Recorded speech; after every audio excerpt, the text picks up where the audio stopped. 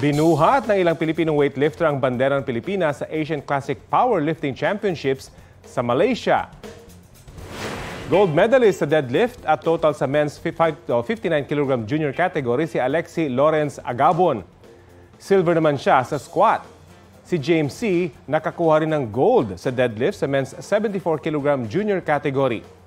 Silver medalist naman siya sa total o pinagsamang score sa snatch at clean and jerk. Silver medalist din si Jason Galuran sa men's 93 kg junior category. Tatagal ang event hanggang December 18. Good job mga weightlifters! Kapuso, alamin ang maiinit na balita. Bisitahin at mag-subscribe sa GMA Integrated News sa YouTube. Sa mga kapuso abroad, samahan nyo kami sa GMA Pinoy TV at sa www.gmanews.tv.